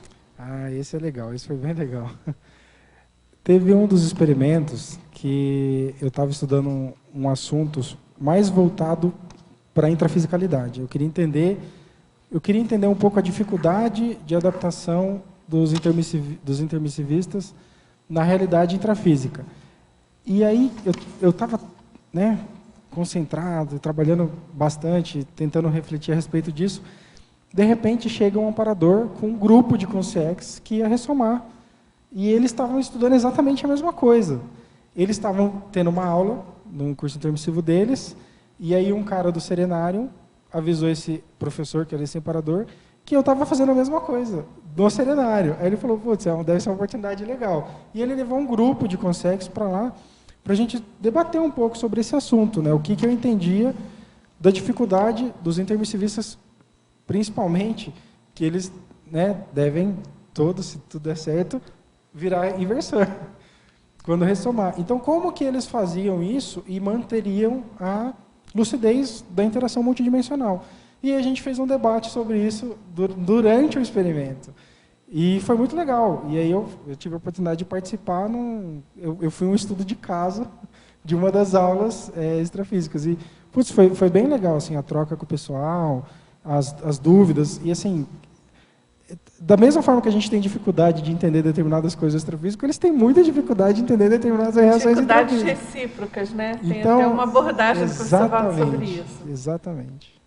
Muito bem. Agora, Igor, em tecnologia, ele pergunta como funcionam as técnicas da cosmossíntese e a técnica da atomização cognitiva. Essas são técnicas que envolvem aquela questão de você encontrar a essência, né, a singularidade. Você vai caminhando na autopesquisa, na reflexão, até que você chega em um ponto onde é indivisível.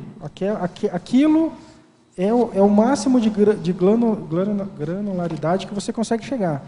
E isso é legal, porque daí você chega na síntese, você chega na essência da sua reflexão, e dali você começa a construir outro raciocínio, outra forma de pensar, outra referência. Agora, na estrangeirismologia, você poderia comentar o Open Mind evolutivo? O Open Mind evolutivo é você participar de algum tipo de extrapolação de compreensão maior do que o seu nível. Então, por exemplo, a extrapolação que eu tive lá da energia de fraternismo do Serenão é um tipo de Open Mind para mim. Aquela energia foi um marcador. Nunca mais eu vou esquecer. Aquele nível de abrangência, de acolhimento, de fraternidade, fez a minha cabeça abrir assim, de uma forma que eu nunca imaginei que fosse possível através do fraternismo. Né? E também na fatologia, na página 9, sexta linha, de baixo para cima. Gostaria que você comentasse a mega autopesquisa consciencial. Como o laboratório ele tem uma equipex, né, de amparadores, ele é um ambiente otimizado, você pode participar de um experimento, você pode se propiciar um experimento para desenvolver algum tema da sua mega autopesquisa, de algum assunto muito importante para a sua ProEx, ou você tentar descobrir a sua mega autopesquisa no laboratório. Um tema que eu estudo muito é essa questão da intrafisicalidade, a dificuldade de adaptação de um intermissivista ao mundo intrafísico. Porque, assim, se a gente conseguir criar mecanismos de facilitar e de esclarecer, eu acho que todo mundo vai ser ganhando com essa questão. Então, assim, quando eu fiz os laboratórios, eu sempre foquei, pelo menos em algumas partes do laboratório, em algumas horas do laboratório, em tentar melhorar essa minha pesquisa. Como que é a vida do intermissivista, como que ele escolhe qual que é a melhor forma de escolher uma profissão para ele estar livre de qualquer vínculo negativo, anticosmoético, e dele ter liberdade e conseguir uma independência financeira e conseguir uma organização de... Como que ele se organiza no mundo intrafísico para conseguir produzir o que ele pensou no mundo não intrafísico? Porque as coisas que a gente pensou em fazer no curso intermissivo, elas não são necessariamente ter uma profissão, ter uma conta no banco, né? Isso são recursos para a gente chegar nesse meio, nesse fim, que é desenvolver essas atividades. Então, como que a gente fecha essa equação? Como que a gente fecha essa conta? Você quer falar? Na página 11, enumerologia, eu queria que você fizesse uma análise de todos esses que você colocou. O serenauta destemido, parapsíquico, autorreflexivo, planejador, porque muitos de nós não fazemos essa identificação. Eu coloquei aqui algumas qualificações, né, na enumerologia. Você pode sair um serenauta desse tipo ou entrar um serenauta desse tipo. Aí também depende de como você vai se predispor ao experimento. Mas, assim, o serenauta destemido é aquele cara que saiu com uma convicção de que ele tem que fazer alguma coisa sem ninguém ter influenciado ele intrafisicamente. Ele falou, eu tenho que fazer isso. E ninguém vai tirar essa convicção dele. Ele vai fazer aquilo, faça chuva, faça sol. Ele saiu com aquela certeza. O parapsíquico é o cara que tem uma interação maior através de fenômenos, de interação multidimensional propriamente dita. Tem gente que trabalha melhor com leitura, com escrita, tem gente que trabalha melhor com energia mesmo, entende muito bem, manda energia e recebe. A gente tem também o autopacificado. A ideia, na verdade, é que todo serenauta saia autopacificado, né? Que ele faça as pazes com ele mesmo e que ele saia dali para frente esbanjando vontade e motivação assistencial. O mental somático é o cara que produz mais no sentido mental somático mesmo. Ele pode desenvolver o mental soma dele, ativar o mental soma dele, imagina você ativar o coronochakra com energia de serenão, é fantástico isso. O planejador, eu me encaixo mais nesse caso, nesse no autorreflexivo. Eu saio de lá com um monte de coisa para fazer, assim, com planejamento de um monte de atividade, de coisa que eu quero melhorar, rever, ajustar, alterar. Assim, eu sempre penso bastante nesse sentido. A autorreflexão eu considero como a unidade medida do laboratório. Então, reflexão é a base do experimento. E o intermissivista é o que todo mundo almeja, que todos os serenautas, se não são intermissivistas ainda que sejam, e se são, que façam mais avançado na próxima, ou que acessem o seu curso intermissivo através do laboratório. Igor, você conseguiu, em algum momento, identificar duas qualificações em uma mesma pessoa? Por exemplo, o serenauta destemido com o autorreflexivo, alguma coisa assim, uma dicotomia? Eu acho que todo mundo que se predispõe ao laboratório, todo mundo que sai do laboratório, sai com um pouco de cada um deles. O que pode preponderar é o temperamento da pessoa. A forma como a pessoa entende e cria as referências e evolui no processo de reflexão dela, vai predominar. No meu caso, foi o que eu citei. Eu sou muito mais planejador e autorreflexivo. Agora, tem muita gente que é parapsíquico, que sai de lá destemido, tem muita gente que sai de lá mais autopacificado. Só que, assim, um pouco disso tudo, eu acho que a gente sai. Não tem como a gente se predispor a um laboratório desse e sair incólume de uma atividade tão grande, né, de uma Equipex tão profissional do ponto de vista assistencial. Só que você provavelmente vai ter duas ou três áreas que você vai preponderar mais. O Trafor vai preponderar em cima de outros Trafores. Exatamente. Né? Outra coisa, agradeço muito a você, porque eu vim também sem nenhuma expectativa de nada, sentei aqui para assistir a tertúlia e estou me surpreendendo muito e me sentindo muito bem com a tua apresentação. Foi muito bom. Graças. Obrigado. Agora, Igor, vamos lá, a gente ainda tem várias perguntas. Vamos tentar. Na fatologia, página 9, quinta linha de baixo para cima, você poderia explicar sua autoanálise do gap temático? Qual o caminho você adotou para a reflexão dessa análise? A autoanálise do gap temático é você chegar na identificação da diferença, do vácuo do que você já sabe e do que você já faz. Ou seja, eu tenho muito mais teoria do que prática em determinados assuntos, em determinadas áreas. E você começar a planejar como que você diminui essa lacuna, como que você vai melhorar esse ponto, né? O gap teático é você identificar, não, eu sei muito sobre isso e faço pouca assistência a respeito disso. Vamos correr atrás. Agora ela colocou aqui, é gap teático, não é gap temático. Tá correto, você está correto. Agora, em tecnologia, página 10.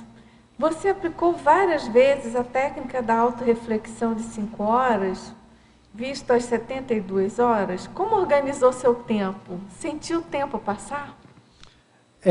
Como eu fiz 4 experimentos, eu tive várias experiências diferentes. Já tive mais de 5 horas sobre o mesmo assunto, porque o laboratório te propicia isso. Imagina você pegar um dia temático, você passar o dia inteiro pensando naquele assunto, tomar banho pensando naquele assunto, comer pensando dormir pensando naquele assunto. Tudo isso o laboratório te ajuda a otimizar. Já fiz realmente essas reflexões mais longas no laboratório. Fora do laboratório é um pouco mais difícil você se predispor a esse tipo de reflexão. Aí eu aproveito mais os laboratórios que a gente tem nos campos, né? Os laboratórios de 3 horas e meia e tal ajudam mais. Qual que era? Se você, o tempo. Como você organizou esse tempo? O seu tempo no laboratório, se você sentiu o tempo passar? Teve um experimento que, basicamente, ele inteiro eu não vi o tempo passar. Eu acabei o experimento achando que era o primeiro dia de experimento ainda, porque foi tão intenso o meu processo de reflexão e produção, que quando acabou eu falei, não, eu acabei de entrar, gente, espera aí, me dá mais uns dias aí. E foi bem legal. Mas assim, eu não formato nada, não. Se eu chego no laboratório, começo a estudar alguma coisa, se eu tenho ideia de deitar ou de fazer alguma atividade energética que eu faço, se eu tenho ideia eu me organizo mais no sentido assim de comer, de tentar comer assim em intervalos regulares normais, para não ficar muito tempo sem comer, porque você, se deixar, você esquece do mundo lá e fica sem tomar café, sem jantar. E fica na bolha ali. Agora, você poderia expandir em maniologia, na página 11, a pesquisa das manias pessoais? Você visualizou alguma mania mais ostensiva que deveria dar mais atenção? A autopesquisa te leva para esse caminho inevitavelmente, né? Quais são as suas manias? Quais são as suas mini-siderações, né? Onde você fica... Você pode criar manias positivas, né? Mas normalmente a gente acaba carregando umas manias mais antigas, menos positivas. E aí, eu tenho algumas manias assim... Eu brinco que eu sou bem chato, né? Não, metódico. A palavra bonita de chato é metódico. Eu gosto de determinadas coisas bem organizadas, bem certinhas. Aí eu comecei, uma das coisas que eu vi no laboratório é assim, algumas coisas precisam ser assim, para o processo de organização. Agora, eu fazia isso com tanta coisa que eu acabo perdendo tanto tempo, tanta energia, que eu falei, tem determinadas coisas que eu não me ocupo mais em fazer aquele tipo de organização, eu me ocupo em fazer com outras. E aí você vai ajustando e vai evoluindo. As manias também melhoram, né? As manias também evoluem. A evolução existe, né? A evolução existe. Agora, na página 13, item 12, lá daquela listagem de relatos, você poderia expandir que grau de reflexões obteve a respeito da Proexis? Acho que a coisa mais séria que dentro disso que eu posso relatar, eu não tive assim nenhum insight de construir algo, sabe, de não, eu vou ajudar a fazer tal prédio ou tal temática. O que foi o mais sério para mim foi o seguinte: eu não tenho um nível evolutivo melhor porque eu não foquei no processo assistencial e no domínio do parapsiquismo. Todas as minhas vidas para trás, eu posso ter tido algum contato com isso, posso ter tido alguma interação com esses assuntos, mas não foi o suficiente. Então, assim, se eu quero evoluir, eu preciso focar nisso. A minha Proex, nesse sentido, ela está muito mais delineada a dominar o parapsiquismo, a interagir com a multidimensionalidade e fazer assistência, do que em todas as minhas vidas anteriores. Eu não sei exatamente o que eu tenho que fazer de Proex. Agora, sem investir nisso, sem caminhar para um nível de desperticidade, eu não vou chegar lá com certeza. Então, eu vou focar no que eu tenho certeza que eu preciso fazer e vou confiar na equipe extrafísica, nos meus amparadores, que as outras coisas vão surgindo no tempo certo. Eu vou fazer o que está ao meu alcance. O que não está ao meu alcance, eu também não vou ficar sofrendo por isso. Porque isso é uma outra coisa também que a gente tende a idealizar, né? O que será a minha Proexis? Enfim, e às vezes é uma coisa... A gente tenta resumir a nossa Proex a um grande ato. E você não vive o seu dia a dia. A minha Proex está aqui agora. A minha Proex amanhã é fazer assistência para outra pessoa, falar com alguém, trabalhar com energia, tentar ter um contato claro com os meus amparadores. A minha Proex é a minha vida no dia a dia. Mas é que eu acho que a gente tende a relacionar com a questão...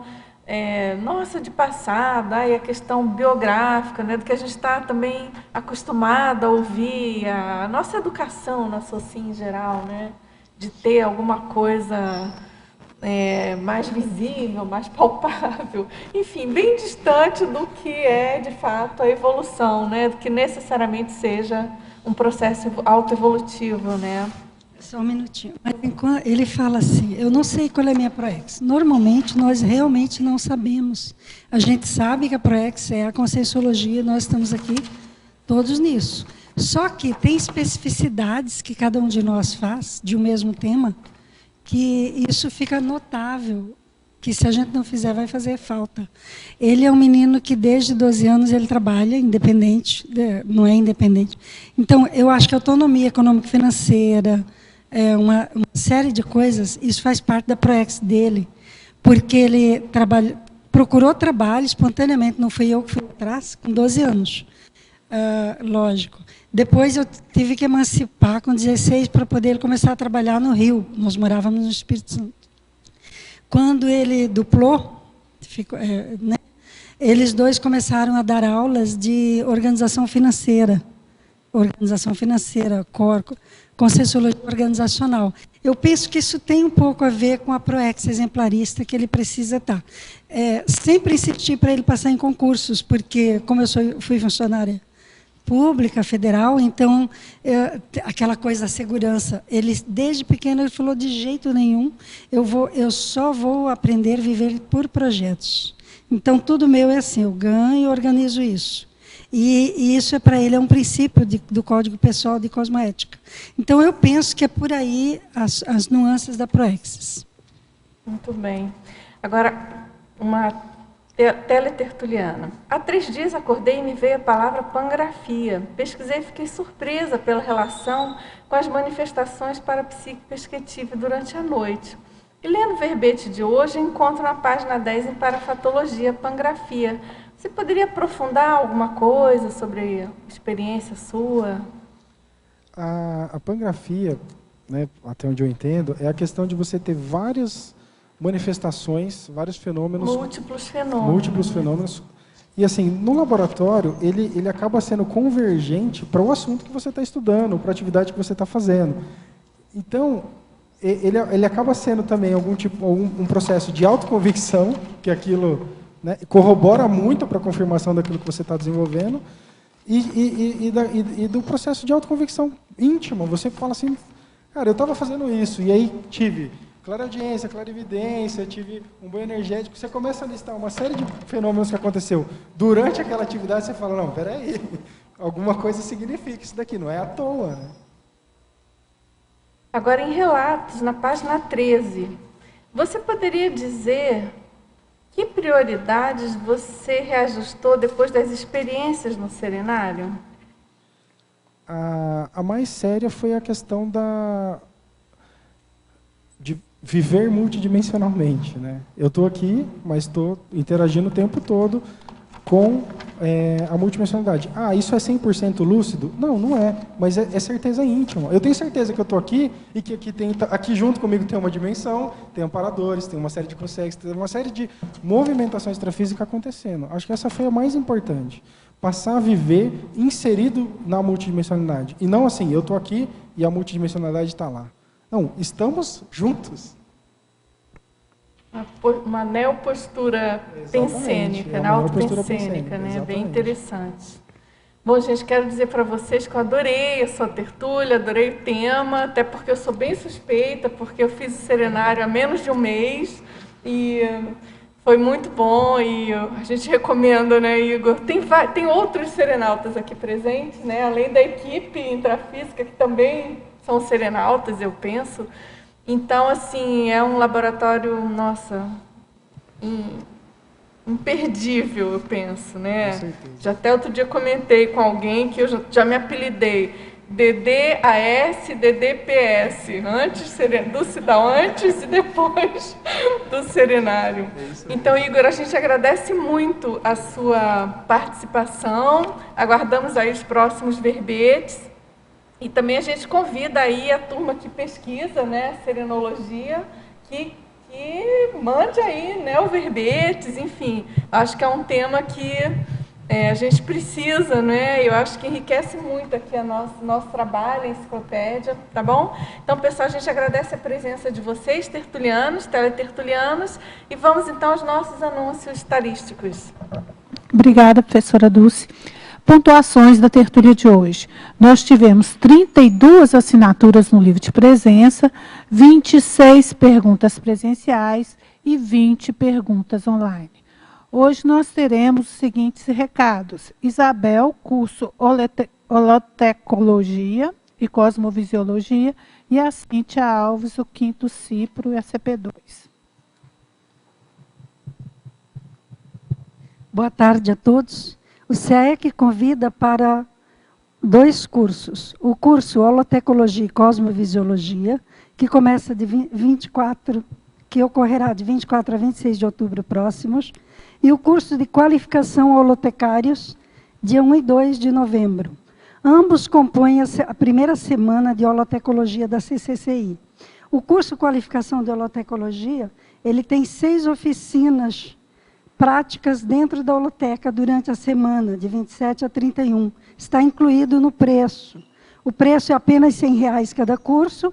A pessoa tem direito a ganhar um tratado, que pode ser o Pacíficos ou Reurbanizados. As inscrições são no SEAEC 3525-2652. Vou dar destaque para 3 conferências no primeiro curso, que é Holotecologia, que é Sincronicidade e Cosmovisão, Interações Evolutivas, Zéfiro e Aparelhencologia, a Holotecologia na Cosmovisiologia de Valdo Vieira, que é Nari e Everton, que estão escrevendo a biografia do Valdo. E no segundo curso de Qualificação de Holotecários, hoje também vou dar destaque para 3 conferências. Taxologia, o destino dos artefatos do saber, processo de digitação, o registro dos artefatos do saber, e arquivologia, o território dos artefatos do saber. Imperdível, participem.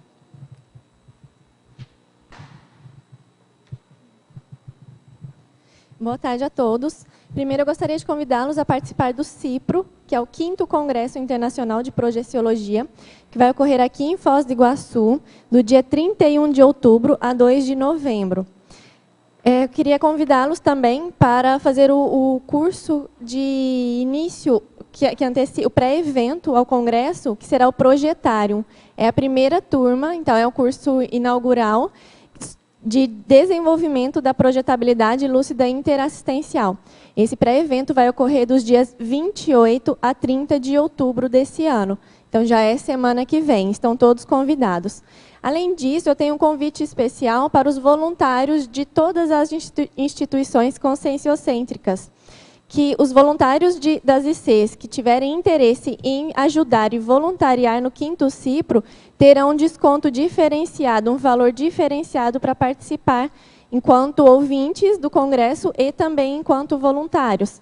Então, quem tiver interesse, tanto no pré-evento quanto no Cipro ou no voluntariado, podem mandar e-mail para congressos@iipc.org ou então entrar também pelo site www.iipc.org. Gostaria de convidá-los agora também para o ECP2, curso de extensão em Conscienciologia e Projeciologia 2. É um curso um pouco mais avançado, que tem como pré-requisito a participação no ECP1. Então, os próximos cursos que vão ocorrer são do dia 7 a 9 de novembro e vão ocorrer em 3 cidades diferentes. Teremos ECP2 em Buenos Aires, com a Epicom Rui Bueno, em Salvador, com a Epicom Adriana Lopes, e em Ribeirão Preto, com o Epicom Félix Wong, do dia 7 a 9 de novembro. Lembrando que o ECP2 é um curso de imersão que visa concretizar e intensificar a renovação pessoal iniciada no ECP1, e é um curso em que o aluno fica 100% do tempo imerso em campo multidimensional e com a assistência de amparadores também. Para mais informações, também podem acessar o site www.iipc.org. Estão todos convidados. Obrigada. Próximo verbete, evento natural reurbanizador, especialidade, para reurbanologia, verbetógrafo Júlio Royer. Obrigado pela atenção e tenham uma boa tarde.